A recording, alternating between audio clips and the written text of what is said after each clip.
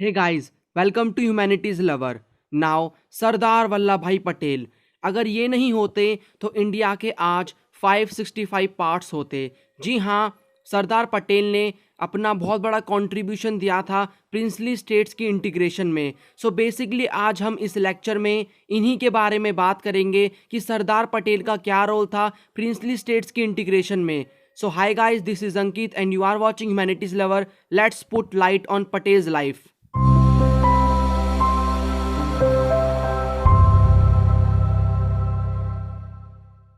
So first of all, see which topics we will cover in this video.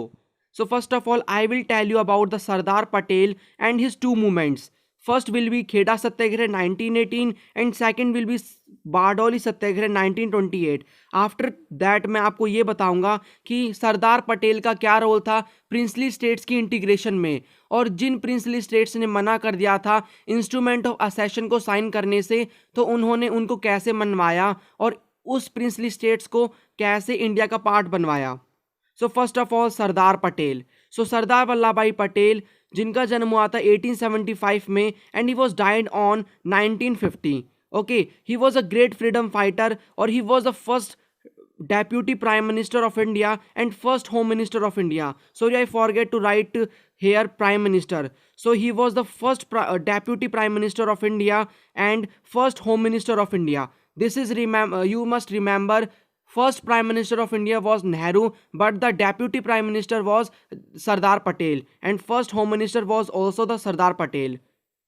उनको iron man भी कहा जाता है इंडिया का, क्योंकि उन्होंने प्रिंसली स्टेट्स की इंटीग्रेशन करवाई थी और बहुत सारे जो प्रिंसली स्टेट्स है उनका मर्जर करवाया था इंडिया में। सो फर्स्ट ऑफ ऑल मैंने जैसा कि आपको ये बताया कि सरदार पटेल जो कि एक इंडियन नेशनल लीडर थे, फ्रीडम फाइटर थे। मैं ऐसा क्यों कह रहा हूँ, इट मीन्स उनका क्या कंट्रीब्यूशन था हमारे इंडिपेंडेंस में। सो अगर आप लिस्ट उठाकर देखोगे तो आपको ये मिलेगा और आपको पता भी होगा कि he was a great freedom fighter. उन्होंने दो मूवमेंट में बहुत अच्छा पार्टिसिपेट किया था और जो पेजेंट्स थी उनकी प्रॉब्लम्स को सॉल्व करवाया था। सो हम यहाँ पर दो उनके सत्याग्रह को देखेंगे। First Kheda Satyagraha 1918 and second हम देखेंगे Bardoli Satyagraha. Remember this point, ये दो टॉपिक्स रिसेंटली ऐड करे हैं CBSE ने। सो खेड़ा सत्याग्रह। In Kheda, Gujarat, the peasants were frequently affected by poverty, famines, untouchability, alcoholism, and British discrimination. Famines had destroyed the agriculture economy of the region, and the peasants were still dying out of starvation now. आपको जैसा कि पता होगा, Britishers जिनकी हमेशा से बेकार policies की वजह से हमारा जो एग्रीकल्चर सेक्टर था वो डिक्लाइन होता रहा। तो हुआ क्या, खेड़ा जो कि गुजरात के अंदर एक प्लेस है, वहाँ पर जो पेजेंट्स थे उनको वैसे ही बहुत ज़्यादा प्रॉब्लम फेस करनी पड़ रही थी, जैसे कि पॉवर्टी, फैमाइंस, अनटचेबिलिटी, अल्कोहलिज्म और ब्रिटिश की डिस्क्रिमिनेशन। हुआ क्या, वहाँ पर जो बंगाल प्रेसिडेंसी है उन्होंने क्या किया, टैक्स को बढ़ा दिया 1718 में बाय 23%। अब देखो, अब आप यही सोचो कि जो ऑब्वियसली पहले से इतनी सारी प्रॉब्लम्स में पड़े हुए हैं उन पे टैक्स और बढ़ा दिया तो उन पर क्या बीतेगी। सो वहाँ पर उनको बहुत ज़्यादा प्रॉब्लम फेस करनी पड़ी और स्टारवेशन की वजह से, भूखमरी की वजह से 17,000 पीपल ने अपनी लाइफ को गंवा दिया। अब हुआ क्या, यहाँ पर रेवोल्ट स्टार्ट हो गया अगेंस्ट द टैक्सेस। जो सरकार ने ब्रिटिशर्स ने क्या कराया था, जो टैक्सेस को यहाँ पर बढ़ाया था उसके अगेंस्ट क्या हुआ, जो पेजेंट्स थे उन्होंने क्या किया, एक रेवोल्ट स्टार्ट कर दिया अगेंस्ट द टैक्सेस। अब यहाँ पर क्या हुआ, जो पटेल थे वो इनके लीडर बने। सो पटेल यहाँ पर एज अ लीडर एमर्ज हुए और उन्होंने क्या किया, ये जो ग्रुप था पेजेंट्स का जो कि रिवोल्ट कर रहा था अगेंस्ट द टैक्सेस, उनके लीडर बने और उन्होंने काफ़ी अपना कंट्रीब्यूशन दिया इस मूवमेंट में। अपनी वॉइस को, जो पेजेंट्स थे इतने सारे, उनकी वॉइसेस को ब्रिटिशर्स तक पहुंचवाया इन्होंने। So the government said that if the taxes are not paid the property would be seized. This revolt gave India robust leader Sardar Vallabhbhai Patel. Sardar Vallabhbhai Patel organized this major tax revolt which was able to mobilize all the casters and creed of the region. Government ने यह भी बोल दिया कि जो लोग taxes को पे नहीं करेंगे उनकी प्रॉपर्टी को सीज कर लिया जाएगा और ब्रिटिशर्स उनको इनकी प्रॉपर्टी को ले जाएंगे। सो यहाँ पर अब आप यहाँ पर पूछोगे वेट, हमने तो छोटी क्लासेस में ये देखा है कि खेड़ा सत्याग्रह, चंपारण सत्याग्रह, इन सब में महात्मा गांधी का रोल था। जी हाँ, आप एकदम सही हो। लेकिन ये जो मूवमेंट था खेड़ा सत्याग्रह, ये स्टार्ट सरदार पटेल ने करा करा था। बाद में यहाँ पर महात्मा गांधी जी इसको ज्वाइन करने को आ गए थे और दोनों ने मिलके, और भी कई लीडर्स थे, उन सभी ने मिलके जो पीजेंट्स थी उनकी डिमांड को फुलफिल कराया और टैक्सेस को कम करवाया। द रिजल्ट वॉज, अब इसका रिजल्ट क्या निकला? The result was that the government reached an agreement for both the parties. Tax for the current year and the next year was suspended and all confiscated property was returned.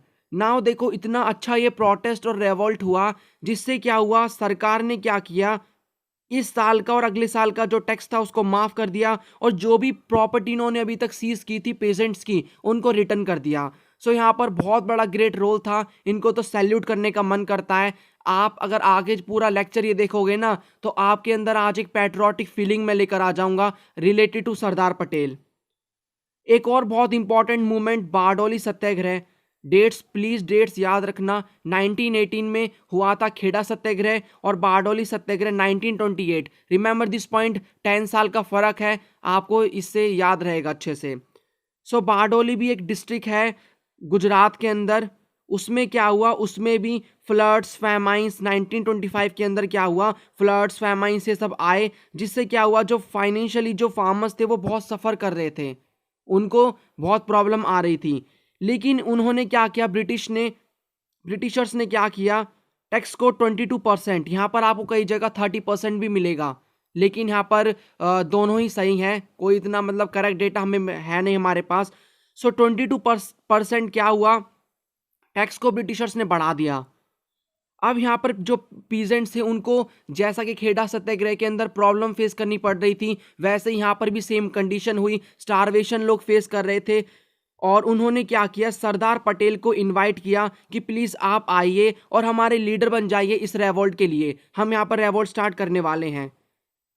Patel agree to take an leadership role. So Patel जो है वो agree हो जाते हैं कि yes I am agree to become your leader. उसके बाद यहाँ पर क्या हुआ, अब इस मूवमेंट के अंदर होता क्या है, सारी कम्युनिटी के हिंदू, मुस्लिम, पारसी कम्युनिटी के लोग इन्वॉल्व हो जाते हैं और वो क्या करते हैं, voluntary issued new bulletins, campaign and also made speeches educating the masses about the need to be discipline and prepared for austerity. यहाँ पर लोगों ने क्या किया, ये जो मूवमेंट था सरदार पटेल और जो पेजेंट्स का, उन्होंने क्या किया, लोगों को एजुकेट करना शुरू किया, अवेयर करना शुरू किया कि जो पेजेंट्स की कंडीशन कैसी है और ये जो ब्रिटिशर्स है ये हमारे लिए क्या कर रहे हैं। उसके बाद यहाँ पर डोर टू डोर कैंपेन भी हुई, ठीक है, लोग जाकर जगह जगह जाकर बताते थे। वेल मैं आपको यहाँ पर एक इंपॉर्टेंट चीज़ बता दूं कि इस मूवमेंट में वुमेन का बहुत अच्छा खासा रोल था। और वुमेन ने क्या किया था, देखो पेजेंट्स ने क्या किया, इनवाइट किया सरदार पटेल को कि आप ये उनके लीडर बन जाएं। तो ये इनके लीडर बने थे, सरदार बने थे इस मूवमेंट के, इस रेवोल्ट के, इसीलिए इनके नाम के आगे जब से 1928 के बाद से ही सरदार लग गया। और ये किसने दिया था, ये जो कुछ पीजेंट वुमेन्स थी उन्होंने ये नाम दिया था, टाइटल दिया था सरदार पटेल को as a Sardar. Peasants were asked to take oath in the name of God that they will not pay the taxes. अब पीजेंट्स ने क्या किया, ओथ ली, शपथ ली कि अब हम क्या करेंगे, टैक्स को पे नहीं करेंगे, और जो भी टैक्स को पे करेगा ब्रिटिशर्स को डर के मारे या फिर कैसे भी इन्फोर्स, उसको सोशली बायकॉट कर दिया जाएगा, ठीक है। अब यहाँ पर देखो इसका रिजल्ट क्या निकला, ये मैं आपको बताता हूँ। सो ब्रिटिशर्स ने डर के मारे क्या किया, एक सेटअप किया, एक कमीशन जिसको कहते हैं मैक्सवेल ब्रूमफील्ड कमीशन, मैटर को लुक करने के लिए कि बेसिकली ये रेवोल्ट किस चीज़ के लिए हो रहा है, ठीक है। उसके बाद यहाँ पर जो रेवोल्ट जो रेवेन्यू था उसको 6.03% रिड्यूस कर दिया गया। अब जो भी सीज की थी प्रॉपर्टी पेजेंट्स की, जैसा कि खेड़ा सत्याग्रह में हुआ था वैसा यहाँ भी हुआ था, उस प्रॉपर्टी को रिटर्न कर दिया गया। और Patel as a national hero आए और उस इसी रेवोल्ट, देखो अगर आप यहाँ पर सर्च करोगे ना गूगल पे कि 1928 रेवोल्ट बारडोली मूवमेंट, तो वहाँ पर मेन रोल आपको सरदार पटेल का ही मिलेगा, नाम आपको सरदार पटेल का ही, तुरंत फोटो भी आ जाएगी। इट मीन्स ये जो मूवमेंट था ये पूरा, इसमें जो लीडरशिप थी और जो रोल था वो सरदार पटेल का ही था। तो एज अ वो नेशनल हीरो एमर्ज हुए, नेशनल लीडर एमर्ज हुए। सो बेसिकली ये दो रेवोल्ट थे जिनमें हम देख सकते हैं कि Sardar Patel was a great freedom fighter और उन्होंने कैसे जो प्रॉब्लम थी पीजेंट्स की उनको सॉल्व किया। अब यहाँ पर हमारा जो चैलेंज था वो आ गया है। यहाँ पर बेसिकली हमने अभी तक बात की है सरदार पटेल की और उनके दो मूवमेंट्स की। अब हमको इंडिपेंडेंस मिल चुकी है, हमने ब्रिटिशर उसके पार्टीशन के बारे में जाना था और मैंने आपको पिछली वीडियो में बताया था कि कैसे हमने एक प्रॉब्लम को सॉल्व किया था, डाइवर्सिटी की प्रॉब्लम को, इंडिया को एक सेकुलर कंट्री बना के।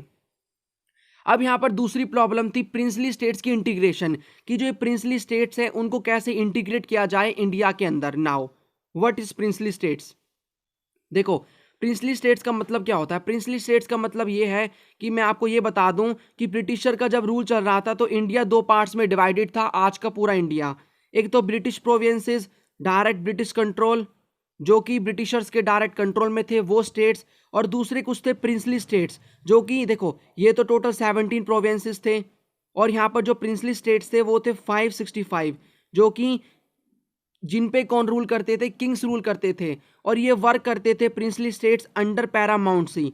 आपने अगर बुक को पढ़ा है तो आपने वर्ड जरूर देखा होगा पैरामाउंट सी।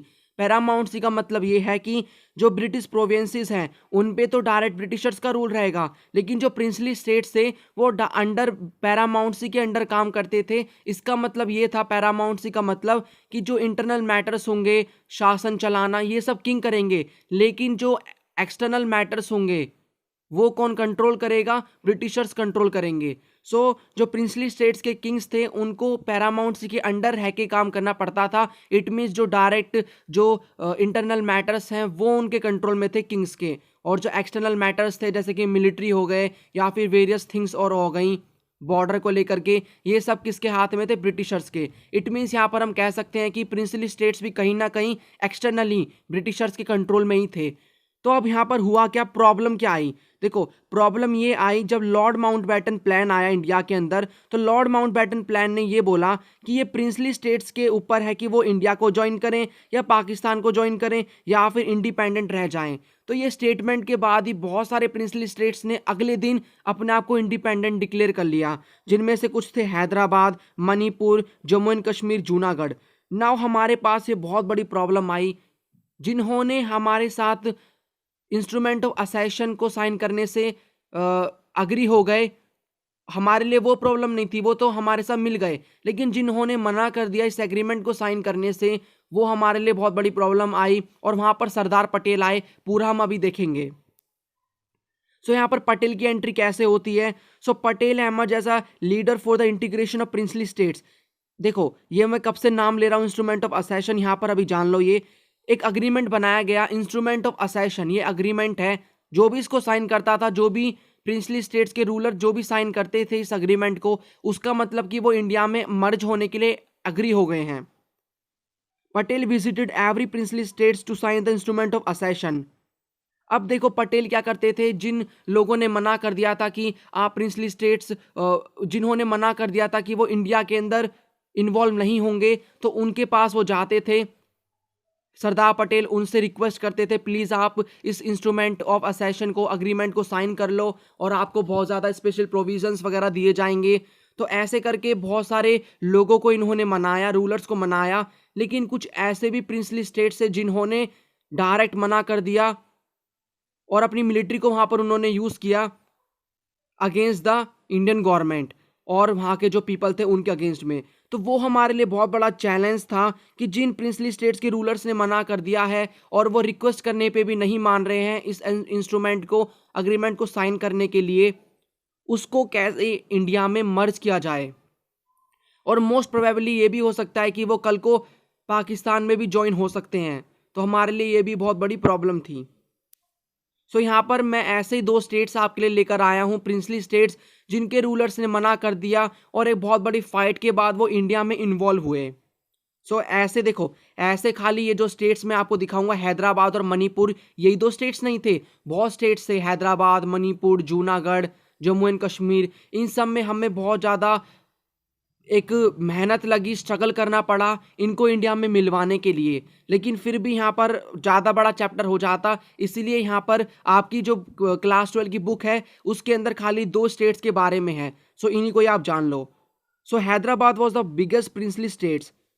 अब मैं आपको ये बता दूं कि इसके जो रूलर थे ना, मीर ओस्मान अली, ये दुनिया के उस समय सबसे अमीर आदमी थे and he was the richest man. इनके पास बहुत ज़्यादा वेल्थ थी। ओके, ही और ये जो हैदराबाद में आपको पहले ये जगह दिखा देता हूँ। सो यहाँ आप ये देख रहे हो, ये हैदराबाद, इसकी मैं यहाँ पर बात कर रहा हूँ। अब आप यहाँ पर बोलोगे कि ये भी तो बहुत बड़ा प्रिंसली स्टेट है। अगर आप यहाँ पर देखो तो ये जो है नेटिव स्टेट्स वाइट कलर में देखो, ये जो राजपूताना है आपको आज का राजस्थान है ना, इसके अंदर उस समय बहुत ज़्यादा प्रिंसली स्टेट्स थे, छोटे छोटे प्रिंसली स्टेट्स। ओके, यही था जो कि एक इकलौता अकेला एक इंडिपेंडेंट प्रिंसली स्टेट था, हैदराबाद।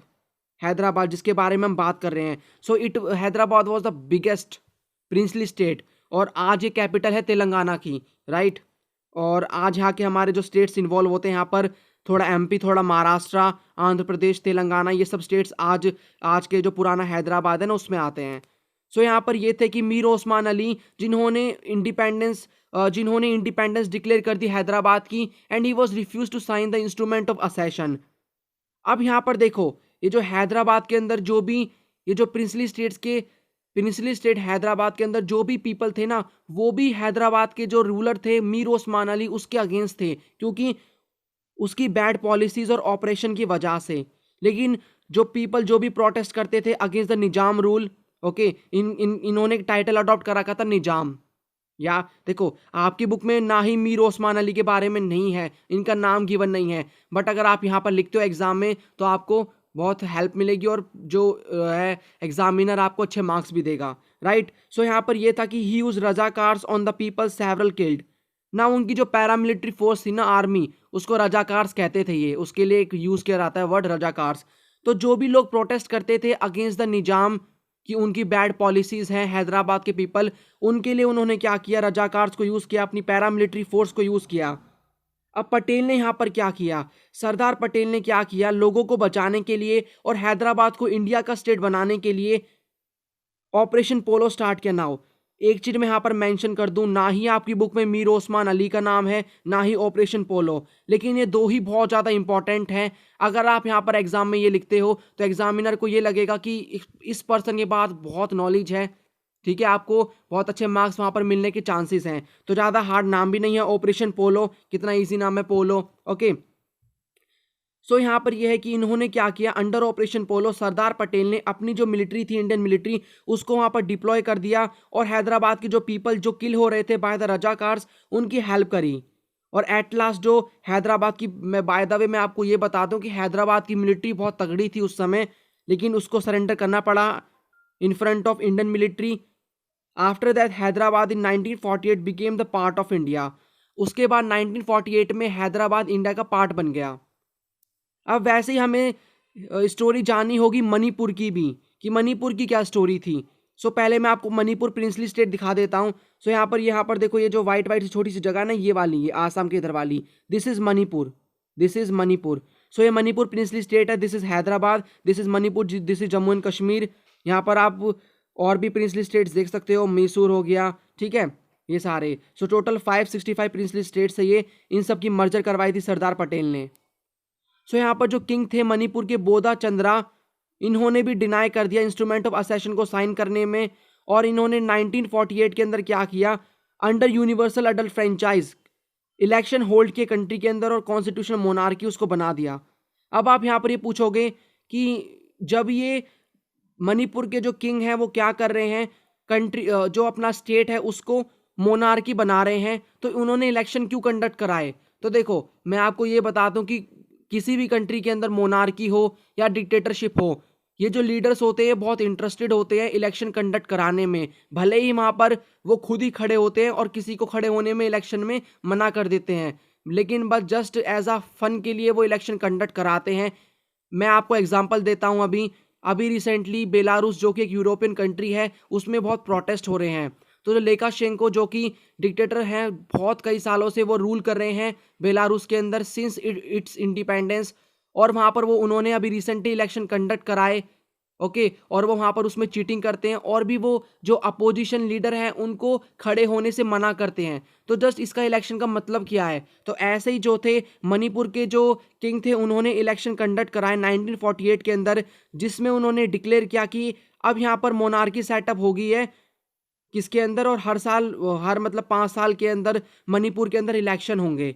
सो यहाँ पर कोई ऐसा नहीं था डेमोक्रेसी सेटअप हो रही थी अगर इलेक्शन हो रहे हैं, मैं आपको ये बताना चाह रहा था। सो क्वेश्चन ये भी आता है कि एग्जाम में मणिपुर ही हमारा इंडिया का पहला ऐसा स्टेट बना था जिसके अंदर जो इलेक्शन हुए थे अंडर यूनिवर्सल अडल्ट फ्रेंचाइज के बेसिस पे हुए थे। ये आपको पता होगा कि जिसके पास 18 ईयर्स है और कोई मैटर नहीं करता हमारा कास्ट हमारी जेंडर, हम वोट दे सकते हैं, तो उसके बेसिस पे इलेक्शन कंडक्ट कराए। लेकिन हम नहीं चाहते थे कि मणिपुर एक कॉन्स्टिट्यूशनल मोनार्की बने, हमने पहले से डिसाइड कर रखा था कि हमें डेमोक्रेसी चाहिए। सो 1949 के अंदर हमने क्या किया, अपनी आर्मी को यूज़ किया और 1949 के अंदर मणिपुर इंडिया का स्टेट बन गया और इसकी जो आर्मी थी मणिपुर की आर्मी, इसको सरेंडर करना पड़ा। नाउ देखो सरदार पटेल का इतना बड़ा ग्रेट रोल था, ठीक है। अभी ये चैप्टर खत्म नहीं होता। मैंने आपको बताया था कि हमारी चैलेंजेस ऑफ नेशन बिल्डिंग में 2 प्रॉब्लम थी। पहली प्रॉब्लम क्या थी, पहली प्रॉब्लम थी डाइवर्सिटी को लेकर के, दूसरी इंटीग्रेशन ऑफ प्रिंसली स्टेट्स। अब इंटीग्रेशन ऑफ प्रिंसली स्टेट्स वाली प्रॉब्लम तो खत्म हो गई क्योंकि हमारे जितने भी जो मेजॉरिटी ऑफ स्टेट्स थे वो सारे इंडिया में आने में अग्री हो गए, मिलने में। लेकिन एक जो बड़ी प्रॉब्लम थी डाइवर्सिटी वाली, वो खत्म अभी तक नहीं हुई थी। अब आप पूछोगे कि मैंने पिछली वीडियो में बताया था कि हमने इंडिया को सेकुलर कंट्री बना दिया, तो जो डाइवर्सिटी वाली प्रॉब्लम वो तो खत्म हो जानी चाहिए। देखो मैं आपको ये बता दूं, ये इतना इजी नहीं है कि इंडिया को खाली सेकुलर कंट्री बना दिया और जो हमारी प्रॉब्लम है डाइवर्सिटी की वो खत्म हो गई। अभी एक बहुत बड़ा टास्क बाकी था कि कैसे स्टेट्स को रीऑर्गेनाइज किया जाए, तो उसके लिए स्टेट रीऑर्गेनाइजेशन कमीशन सेटअप किया। वो क्या था, कब सेटअप हुआ, कैसे स्टेट्स बनाए, पूरा हम नेक्स्ट वीडियो में देखेंगे। हार्डली नेक्स्ट वीडियो 15 मिनट्स की होगी, अच्छे से आप देखना। सो अगर आपको डाउट है तो you are free to ask in the comment section. I will feel very happy to answer your questions. So right now this is the end of this video. Thanks for watching and as always God bless you all.